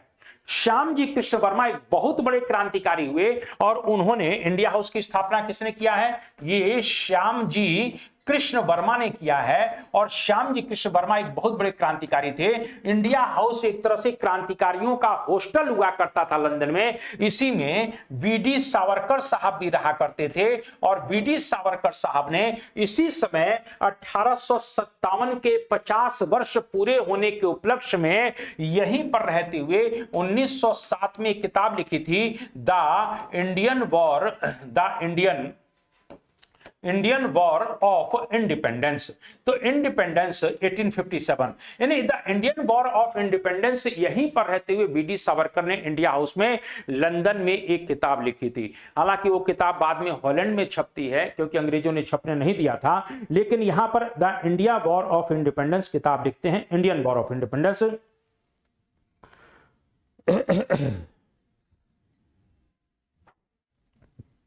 ठीक है ना। तो यहां पर the Indian war of independence 50 वर्ष पूरे होने के उपलक्ष्य में लिखते हैं। दूसरी बात, ये कुल मिला के क्वेश्चन आता है कि मेजनी के चरित्र से बहुत प्रभावित हैं, इसीलिए इन्होंने मेजनी चरित्र नामक एक किताब लिखी है। यानी मेजनी की कह सकते हैं कि बायोग्राफी भी आता है क्वेश्चन, क्योंकि मेजनी के राजनीतिक, मेजनी कौन है? मेजनी एक तरह से इटली एकीकरण का एक नायक है। इटली का एकीकरण जब होगा, जब आप विश्व इतिहास पढ़ेंगे तो जर्मनी का एकीकरण जैसे बिस्मार्क करता है, उसी प्रकार से इटली, भाई ये राष्ट्र थोड़ी थे, छोटे छोटे कुलना के प्रांत में थे, तो इटली का एकीकरण मेजनी करेंगे, फिर बाद में गैरिबाल्डी भी करेंगे, फिर बाद में अंतिम रूप से कैवूर करता है। तो एक तरह से मेजनी के चरित्र से बहुत ज्यादा ये प्रभावित थे, इसीलिए इन्होंने मेजनी चरित्र पर किताब लिखा है। ये कहीं ना कहीं ध्यान रखना, वीडी सावरकर हिंदी को राष्ट्रभाषा बनाने की वकालत भी करते हैं, यानी हिंदी हमारी राष्ट्रभाषा होनी चाहिए, ये भी प्रश्न पूछा जाएगा। अब मैंने कहा कि 1909 में यहां, अच्छा एक और क्वेश्चन ध्यान रखिएगा कहीं प्रश्न आ जाए। गांधी जब इंग्लैंड गए थे तो इनसे मिले थे, और गांधी जब गए थे तो इंडिया हाउस में उस समय मिले थे इनसे, किनसे? बीडी सावरकर से। और बीडी सावरकर उस समय झींगा जो मछली होता है वो अपने फ्राइंग पैन में तल रहे थे। तो गांधी देख रहे हैं कि ये फ्राइंग पैन में मछली तल रहा है, तो उसके बाद कोरोना के तल के दो जगह कहीं कहीं तैयार करके दो जगह जो है प्लेट में लगाकर, एक प्लेट गांधी के सामने रखते हैं, एक प्लेट अपने पास रखते हैं और कहते हैं गांधी जी खाइए। तो कहीं ना कहीं गांधी कहते हैं भाई मैं वेजिटेरियन आदमी हूं, मैं नॉन वेजिटेरियन नहीं हूं, मैं वेजिटेरियन हूं। गांधी ने मना कर दिया कि मैं नहीं खा सकता हूं। तो यहां पर वीडी सावरकर जो चित्पावन ब्राह्मण है वो हंसते हुए कहते हैं कि गांधी जी अगर आपको अंग्रेजों से लड़ना है तो प्रोटीन चाहिए, और प्रोटीन तो महाराज मछली ही दे सकती है। बात तो सही है, इस बात में कोई दम नहीं है, कोई पूरा दम है। तो यहां पर थोड़ा सा ध्यान रखिएगा, इस तरह से हम बात कर सकते हैं कि यहां पर गांधी भी इंडिया हाउस में कोरोना के सावरकर से मिलते हैं। लेकिन मैंने कहा कि नासिक षड्यंत्र केस होने के पश्चात वीडी सावरकर को गिरफ्तार किया जाता है, उन पर राजद्रोह का आरोप लगाया जाता है और वीडी सावरकर को वहां से मोरिया जहाज से पकड़कर लाया जाता है। मोरिया जहाज पर बिठाल कर लाया गया। लंबी कहानी है, बड़े नाटकीय तरीके से वो जहाज जब फ्रांस के पास रुकेगा तो फ्रांस के एक बंदरगाह से वो कूद जाएंगे और कूदने के पश्चात फिर पकड़ जाएंगे। फिर पकड़ने के बाद उनको पुनः लाया जाएगा और जब पुनः लाया जाएगा तो उसके पश्चात क्या होता है कि इनको कहीं न कहीं काला पानी की सजा दी जाएगी। और काला पानी की जब सजा दी जाएगी तो इस प्रकार से ध्यान रख लेना, इनका देखिए विवाद क्या है, इनको माफी, यानी कई बार इन्होंने ब्रिटिश सरकार से माफीनामा मांगा, बाद में इनको माफी मिलती है। ब्रिटिश सरकार ने इनको पेंशन भी दिया। यही से कोरोना के वीडी सावरकर की छवि थोड़ी खराब मानी जाती है। लेकिन वीडी सावरकर की सबसे बड़ी छवि तब खराब हुई जब गांधी की हत्या में इनका नाम आया। हालांकि इनको बरी कर दिया जाता है, साक्ष्य के अभाव में बरी कर दिया जाता है, लेकिन गांधी की हत्या में वीडी सावरकर का भी नाम आया था। वहां से उनका कोरोना के विवाद हो छवि धूमिल हुई और कहीं न कहीं एक प्रकार से अंग्रेजों से पेंशन और माफीनामा, ये दो तीन ऐसे कारण हैं जिसने वीडी सावरकर का जो क्रांतिकारी पथ पर कोरोना के उनका बहुत महत्वपूर्ण मार्ग था, वो बहुत महत्वपूर्ण हो रहा था, उसको तो उसने धूमिल किया। खैर, तो इतनी बातें कहीं न कहीं हम लोगों को जानना बहुत जरूरी है। आगे बढ़ जाते हैं। तो यहां पर अभिनव भारत तो वीडी सावरकर साहब, क्लियर है ना, सी ऑप्शन आपका पूछा जा सकता है। और आगे बढ़ जाते हैं। आंध्र प्रांतीय रैयत सभा की स्थापना, बहुत अच्छा क्वेश्चन है। देखिए, आंध्र प्रांतीय रैयत सभा की स्थापना 1928 में एनजी रंगा, ये क्वेश्चन आते हैं, एनजी रंगा, ठीक है ना। यहीं पर फिर पूछ लेगा उत्कल प्रांतीय, उत्कल मतलब उड़ीसा, उत्कल प्रांतीय किसान सभा। तो ये उत्कल प्रांतीय जो किसान सभा है इसकी स्थापना कौन कर रहा है? तो उत्कल प्रांतीय किसान सभा की स्थापना मालती चौधरी कर रही है। कौन कर रही है? तो ये मालती चौधरी कर रही है। ये भी आपसे प्रश्न पूछा जा सकता है। इसी प्रकार से एक क्वेश्चन और पूछा जाएगा, उत्तर प्रदेश किसान सभा। तो उत्तर प्रदेश किसान सभा की स्थापना 1918 की बात अगर करते हैं तो यहां पर एक मेरा नाम ले लीजिएगा, बस द्विवेदी लगा दीजिएगा, इंद्र नारायण द्विवेदी, पंडित मदन मोहन मालवीय और प्लस गौरी शंकर मिश्र। तो ये गौरी शंकर मिश्र,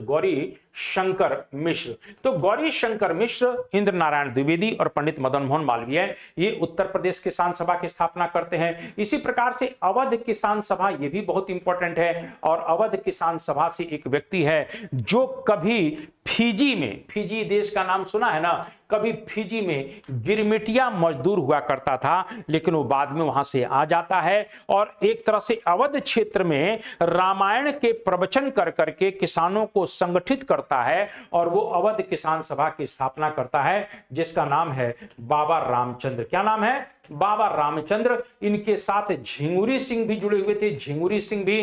तो अवध किसान सभा की बात कर लिया है, ये भी प्रश्न आपसे पूछा जा सकता है। बाद में सभी प्रांतीय किसान संगठन थे वो एक हो जाते हैं। इसी प्रकार से बिहार किसान सभा, तो बिहार किसान सभा की स्थापना में बहुत लोग हैं, लेकिन इसमें स्वामी स्वामी सहजानंद सरस्वती का नाम आता है। लेकिन जानते हो कि बाद में सभी किसान संगठनों को आपस में एक कर दिया जाता है और एक करने के पश्चात 1936 में लखनऊ में, कहां पर, लखनऊ में अखिल भारतीय किसान सभा, अखिल भारतीय किसान सभा का गठन किया गया। तो अखिल भारतीय किसान सभा का गठन किया जाता है, यानी एक तरह से कह सकते हैं कि सभी प्रांतीय किसान संगठन के लोग वहां एकत्र होते हैं और एकत्र होने के पश्चात अखिल भारतीय किसान सभा होती है, का गठन होता है और उसका पहला सम्मेलन ही लखनऊ में हो रहा है। और इस अखिल भारतीय किसान सभा का जो पहला अध्यक्ष बनेगा वो कुल मिला के स्वामी सहजानंद सरस्वती बनेंगे।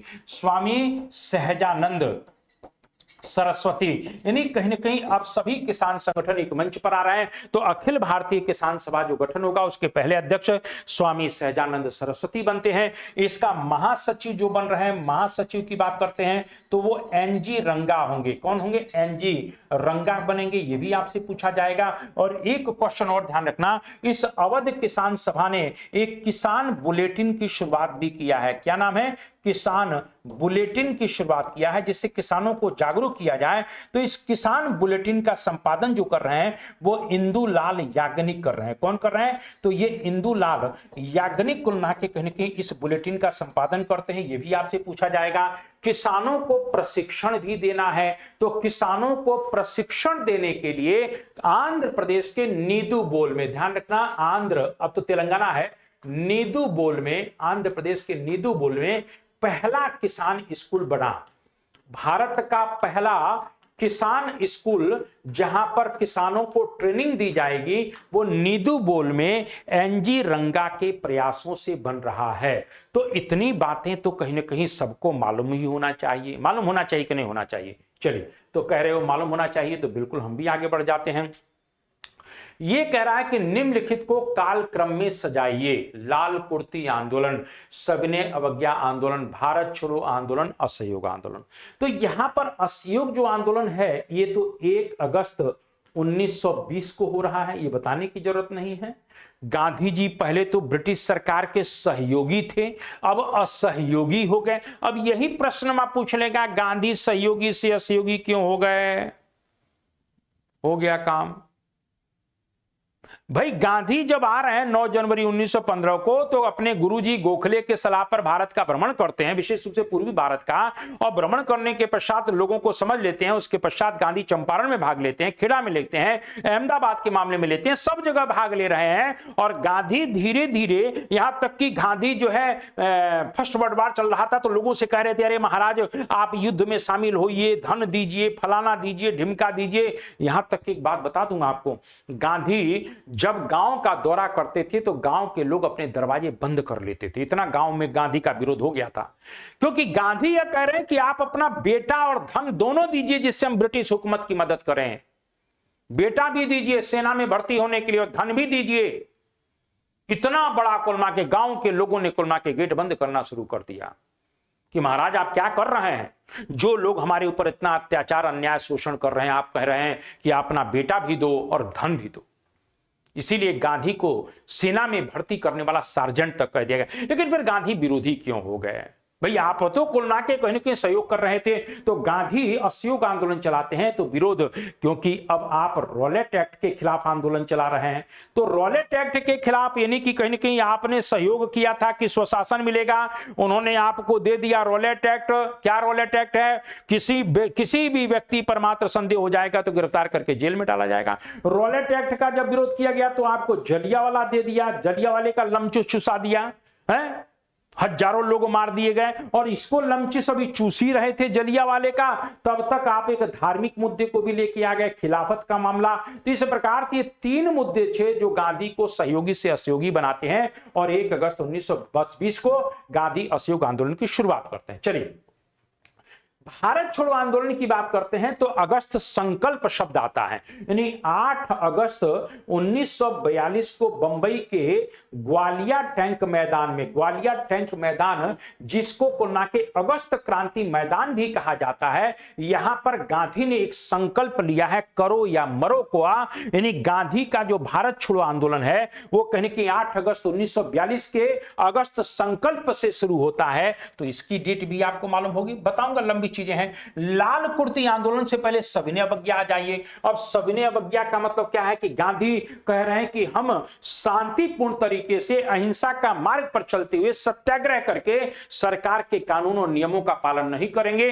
तो इसके लिए गांधी क्या करते हैं, डांडी मार्च करते हैं। सबसे पहले डांडी मार्च कहां से, 12 मार्च 1930 से लेकर कुल मिला के 5 अप्रैल 1930 तक गांधी साबरमती आश्रम से निकल रहे हैं और साबरमती आश्रम से निकलते हुए 241 मील की यात्रा करते हुए गुजरात के नौसारी जिले के डांडी पहुंचकर 5 अप्रैल को पहुंच जाते हैं। और 6 अप्रैल को, ध्यान रखना, क्वेश्चन याद लिख लीजिएगा, 6 अप्रैल 1930 को गांधी जी ने इस डांडी में समुद्र के पानी को खौलाकर नमक बनाकर इस कुलना के सविनय अवज्ञा आंदोलन की शुरुआत की। यह ध्यान रखना, 12 मार्च मत लगा दीजिएगा, क्योंकि गांधी कानून का उल्लंघन कर रहे हैं, क्योंकि सरकार ने नमक पर टैक्स लगा दिया है, सरकार ने नमक पर मोनोपोली बना रखी है। गांधी ने कहा कि मैं स्वयं नमक बना रहा हूं। इस प्रकार से नमक सत्याग्रह की शुरुआत या सविनय अवज्ञा आंदोलन की शुरुआत 6 अप्रैल 1930। ये जब आंदोलन गांधी शुरू करते हैं तो इस आंदोलन का व्यापक प्रभाव भारत के नॉर्थ ईस्ट में भी देखने को मिल रहा है और भारत के नॉर्थ वेस्ट में भी देखने को मिला। दोनों जगह देखे, यहां तक पूरे भारत में मिला, साउथ में भी मिला, लेकिन नॉर्थ वेस्ट में इस समय ध्यान रखना, एक व्यक्ति का नाम बड़ा प्रभावित होता हूं महाराज, मैं गांधी से प्रभावित नहीं हूं, लेकिन कुल मिलाकर उस व्यक्ति से प्रभावित हूं। और उस व्यक्ति का नाम क्या है, कहां गए लाल कुर्ती भैया, उनका नाम है खान अब्दुल गफ्फार खान। खान अब्दुल गफ्फार खान से प्रभावित हूं मैं, कुल मिला के बादशाह खान से प्रभावित हूं मैं, सरहदी गांधी से प्रभावित हूं मैं, सीमांत गांधी से प्रभावित हूं मैं, कहीं कि फ्रंटियर गांधी से प्रभावित हूं मैं, फक्र ए अफगान से प्रभावित हूं। एक ही नाम है। अपने लाल कुर्ती स्वयं सेवकों के साथ अंततः गांधी के साथ इस आंदोलन में कूद पड़े। इसीलिए सविनय अवज्ञा आंदोलन को कहीं कहीं रेड शर्ट मूवमेंट के नाम से भी जाना जाता है। तो यहां पर ध्यान रखना, इस तरह के बात, पक्का कट्टरवादी देशभक्त, कट्टरवादी देशभक्त। में आपको एक बात बता दूं ना, गांधी कहा करते थे कि देश का विभाजन होगा तो मेरी लाश के ऊपर होगा। गांधी जी, आपकी लाश के ऊपर विभाजन तो नहीं हुआ, क्योंकि आपने कुलना के स्वीकार तो किया था लाश पर होगा, लेकिन आपने मौन स्वीकृति दे दी थी कुलना के देश के पार्टीशन की। लेकिन हां, कई लाख लोगों और महिलाओं की लाशों पर कुलना के देश का विभाजन जरूर हो गया। आपकी लाश पर नहीं हुआ, लेकिन बहुत से पुरुष और महिलाओं की आहुति हुई, बहुत से महिलाओं की आहुति हुई, बहुत सी महिलाओं की अस्मत और इज्जत को तार तार कर दिया गया। उनकी लाशों पर निश्चित रूप से कुलना के देश आजाद हुआ। तब आप आमरण अनशन पर नहीं बैठ पाए। गांधी जी कहां थे आप? कभी मिलते तो हम जरूर पूछते कि प्रभु जी, आपने कुलना के हर बतिये पर अनशन, हर बतिये पर अनसर, इस नेहरू की और जिन्ना की क्या औकात थी आपके सामने? आप बैठ जाते कि मैं मरूंगा, जिन्ना भग जाता तुम्हारे सामने, लेकिन तुम खुद ही नहीं चाहते थे। खैर, जो भी हो, तो मेरा कहने का मतलब है कि यहां 1920 यानी पहले नंबर पर 4 आएगा, 4 के बाद 3 आएगा, 4 के बाद कोई 3 है नहीं, कहां गए, 4 के बाद 2 आएगा, 4 के 4 2 1 3, 4 2 1 3, ठीक है ना। तो 4 2 1 3 इस तरह से थोड़ा सा प्रश्न ध्यान रखिएगा। और आगे थोड़ा सा पढ़ लेते हैं, ये क्या कह रहा है, निम्नलिखित में कौन सा समय था जब मुस्लिम लीग और कांग्रेस और मुस्लिम लीग के संबंध अच्छे थे? यहां लिख लीजिएगा कांग्रेस और मुस्लिम लीग, आप मुस्लिम लीग और कांग्रेस के संबंध अच्छे थे, ये देख लीजिए।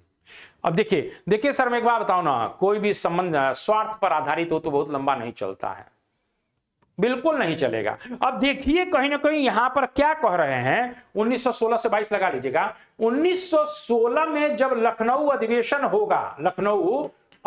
होगा तो उसमें तिलक कह रहे हैं, तिलक और लखनऊ पैक्ट हुआ कि नहीं हुआ? यहां लखनऊ पैक्ट हुआ, यानी यहां पर भारत के मुसलमान कह रहे हैं कि अगर कांग्रेस हमारी सांप्रदायिक आधार पर पृथक निर्वाचन की मांग पर मुहर लगा देगी, भाई हमको मिल तो रहा है 1909 से, अंग्रेजों ने दे ही रखा है, लेकिन कांग्रेस विरोध कर रही थी, तो कांग्रेस मोहर लगा देगी तो हम भारत में स्वशासन की मांग का समर्थन करेंगे। तिलक तुम्हारी बुद्धि कहां चली गई थी, हमारी तो यही समझ में नहीं आता है। स्वशासन मिलता तो क्या हम ही को मिलता, उनको भी तो मिलता। मोदी जी की कितनी योजनाएं आ रही हैं, कुल मिला के उन जन कल्याणकारी योजनाओं का 60% तो मुसलमान ही ले रहा है। वोट उनको नहीं दे रहा है, लेकिन फायदा ले रहा है। इसी प्रकार से अगर भारत को अंग्रेज स्वशासन देते तो सिर्फ हिंदुओं को ही नहीं ना देते, मुसलमानों को भी देते, तो तुमको ये पैक्ट करने की जरूरत क्या थी?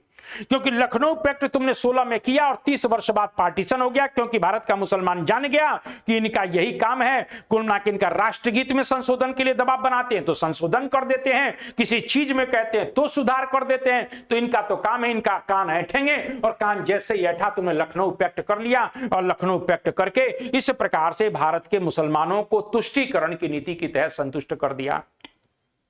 फिर हमारे आ गए गांधी बब्बा। अब गांधी बब्बा जब हमारे आ गए तो गांधी ने खिलाफत का मुद्दा, कहां है, टर्की का मामला है, खिलाफत वहां का मुद्दा है, तुम अपने देश में काहे को ला रहे हो? स्वयं मोहम्मद अली जिन्ना विरोध कर रहा है कि भाई वो मामला एक तरह से धार्मिक मुद्दा है, राजनीतिक मुद्दे के साथ क्यों जोड़ रहे हो? तो गांधी कहते नहीं नहीं, इससे को क्या होगा कि भारत का मुसलमान हमारे साथ जुड़ जाएगा। 100 वर्षों से जो हमने कुल मिला के आपस के संबंध और आपस के कुल मिला के कहने की मित्रता को गंवा दिया था, वो मित्रता और प्रगाढ़ हो जाएगी। तमाम बातें गांधी कहने लगे, गांधी के सामने सब चुप हो गए। बेवजह खिलाफत का मुद्दा आप देख लीजिए, चौरी चौरा कांड हुआ, असहयोग आंदोलन में चौरी चौरा हुआ, असहयोग आंदोलन खत्म, तो असहयोग आंदोलन खत्म तो खिलाफत भी खत्म, टाइ टाइ फिस फिस। भाई आप धार्मिक मुद्दे को लेकर आए थे, कुल मिला के चौरी चौरा कांड के बाद जैसे असहयोग आंदोलन खत्म करोगे ये भी खत्म, तो आपके संबंध खत्म। अब 16 से 22 तक रहे, फिर संबंध खत्म, तलाक हो गया। कब हो गया? यानी कांग्रेस और मुस्लिम लीग के बीच में जो तलाक हो रहा है वो 1924 के बेलगांव अधिवेशन में हो गया। अभी तक 16 से 22 तक चल रहा था गाना, हम बने तुम बने एक दूजे के लिए। 16, क्योंकि स्वार्थ का मामला था ना, तो हम बने तुम बने एक दूजे के लिए। अब आ गया गाना, हम कहां के तुम कहां के। गजब हो गया यार। और खलीफा का मामला वैसे भी खत्म होगा। 1922 में कुल के तुर्की में क्रांति हो गई, मुस्तफा कमाल पाशा के नेतृत्व में खलीफा का पद समाप्त कर दिया गया, खत्म काम। तो यहां पर 16 से 22 के बीच में कुल के कहने के संबंध अच्छे रहे हैं, ये भी थोड़ा सा ध्यान रखिएगा। तो इस तरह से आप लोगों के बीच में मैं इस तरह के क्वेश्चन लाता रहूंगा। थोड़ा सा आप लोग क्लास के साथ जुड़ा करें, थोड़ा सा कहने के चैनल को प्रेम करें, शेयर करें, तो मुझे भी अच्छा लगेगा।